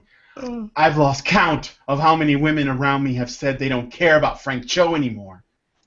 Wait, I know the first sentence isn't even over yet, and it doesn't make sense. She's lost count of how many women have said that they don't care. I don't care. An article talking about how harmful this guy is to women, and then bitches that women don't care. Maybe because he's not harmful. They don't care about Frank Cho anymore, even as he spurts out new, old-style disrespect and damage. Even though now he's just been... Frank Cho draws with his penis. Yes. His penis is a pen. His pencil. It's his pencil. It's a penis. It's a pencil. A pencil. Yes. And guess what the ink is? Okay, so yes, get outraged. Anyway. He has a Tumblr. Surprise. Oh God. Yeah, no shock there. Even though he's just been contracted to produce a year's worth of variant covers for Wonder Woman comics. For Wonder Woman comics! For Wonder Woman comics! Oh, Actually, no! I cannot wait to see what Frank Cho does with these Wonder Woman covers. If it's anything like he's done in the past, he's... Wonder Woman, it's Frank Cho. Yeah, if it's anything like he's done in the past, he's going to draw some fucking rad artwork because Frank Cho's a great artist, and he fucking does Wonder Woman fucking mad props when he draws her. Yeah. All right. Do you know why the women around me are losing contact with their initial reactions? Basically, because their initial reactions were stupid? No, she's going to educate us. Because with the complicity of direct market comics, Cho is using repetition of his vicious little motif to become invisible. On purpose, he is carving out a sticky little niche like rain carves rock, in which he will produce actively harmful, dulling jibes and feel safe and smug and victorious. Eventually, nobody with a voice will say anything about it anymore. And so when a lone somebody does pipe up out of their own need to question why this happens to bodies like theirs, you wish you had a body like those, he can point to this sodden silence and say, hey, what's the problem? No one else minds. That's my Frank Cho. I don't even know what it is. That's probably exactly how she pictures his voice. Yeah. Hey, what's the problem, baby? Nobody else minds. Yeah, I just want to draw these girls in their titties. I just like drawing bitches. Bitches with big-ass titties. What I do? Fucking Frank Cho. I don't know. Hey, yo, Franco, hey, you drawing them titties? You drawing them titties, Franco? Yeah, I'm drawing them titties. I'm drawing it with my dick. With my pencil. LOL, bitch. Anyway, so Hannah, you wanted to say something before I read the last. I love how she goes from men being slobbering dogs that just can't help, salivating over these pictures to the idea that this is targeted and clever, and that he's taking pot shots at women by using these images, and there's a victory in everyone, safe and smug and victorious. Like, what exactly does she think he's achieving with that? And like, is damaging women for the sake of damaging women a thing?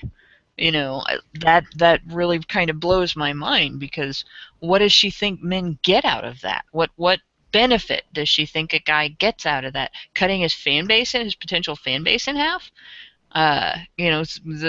Half of them are kept down and half of and unable to fully enjoy his work. Is that a benefit? The market is a part of it too. It's capitalism's fault. It's feminist capitalism's logic fault. gives me a headache. Can I interject for a moment here? Yeah. So if you go to her Twitter, under the About section, it says giving bad men bad looks. And then just right below it is her link to her Patreon, of fucking course. Help me fight. Boy. Yeah, help me fight all the evil men. Patreon. Oh my gosh. Give me monies, She's or else so you're a typical. fucking misogynist. Yeah, she's so fucking typical. Oh, jeez. Yep. Right out of the fucking Borg hive. Yeah. Right out of the Borg ship. Okay. Last thing. The problem is Frank Cho and Udon and Marvel and yes, Manara. The problem is sexism in direct market comics publishing. The problem is the use of image, code, branding, sexual bombardment to make women and AFAB people feel unmoored and to make men feel like men. We can't have men feeling like men, and what the fuck is an AFAB person? I don't know. Like Maybe somebody that's fabulous? prefab? Is that like AFAB? Is that like not fabulous people? Is that some kind of new sexuality thing we haven't heard about yet? Oh my god. Let this be a new gender. Yeah, Yeah. Frank Cho is excluding another the AFABs. That sounds like some I'm sorry, but Allahu Akbar, Claire, because that's what it sounds like to me. I mean, yeah. The AFABs. The religion. Feminism is a religion of peace, guys. Yeah, it is. Sure. You gotta Sexual bombardment. Yeah. I have to take issue with that sexual bombardment. Like, women do not bombard society with their sexuality all the time. Like, women do not walk around in face paint, essentially war paint, for that very purpose. Like, their clothing choices and the fact that they put shoes on designed to push their butts up and out, that's all okay. But when there's an image on paper, that's sexual bombardment. Yeah. No, wearing clothes that are designed to show your boobs off, when we do that, that doesn't mean anything. But then when it's on paper, that's sexual bombardment. Okay. I just found out that AFAB means assigned female at birth. Oh, that's what it means. Oh, good grief. Assigned female at birth, people. So she was basically redundant because the first group includes the second. Yeah, it's like, well, no, but that's the thing, though. They got to create this kind of language that makes them feel super special, though, Hannah. Because I'm not just a woman. I was assigned woman at birth, but whatever. It's fucking. Oh God, these people are so dumb. She could have said trans men, but she probably didn't like the word men enough. Didn't want to. There you go. So, if she's trying to stand up for assigned females at birth people, couldn't those people just choose to assign themselves as something else, and then it wouldn't affect them anymore? Yeah, like attack helicopters. Yeah. Or There we go. I identify as an abstract comment that cannot be expressed in words, but must be portrayed by interpretive tap dance. No.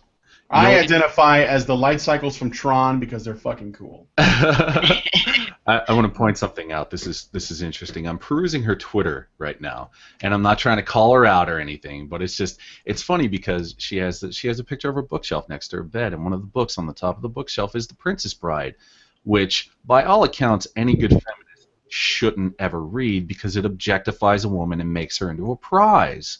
So I don't know. There's a little bit of hypocrisy going on here. Maybe just a little bit.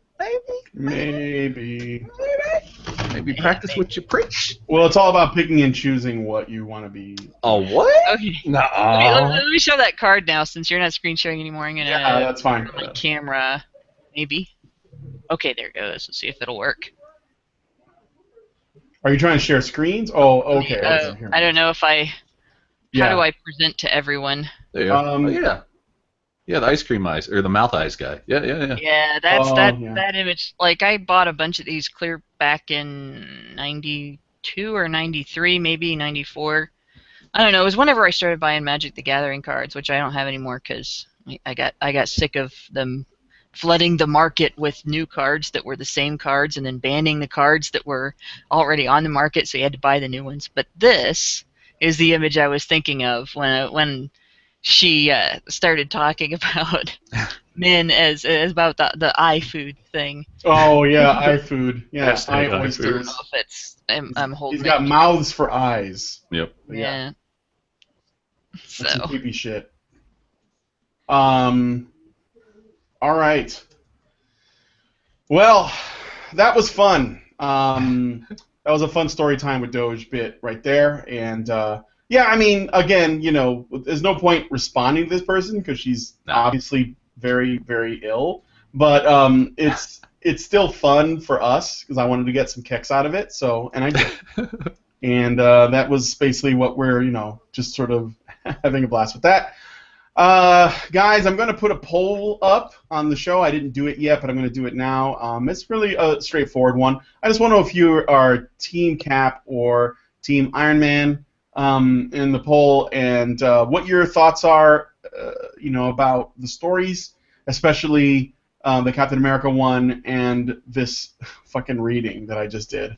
Team Cap, by the way. Do you now realize that how much of a sexist you are for liking comics and liking women in them? You know what, Brian? It really, you know what, her writing really turned me around. I am ashamed and I am sorry. You should be. I no longer like women. Yeah, I no longer like women. I have no sexual feelings whatsoever.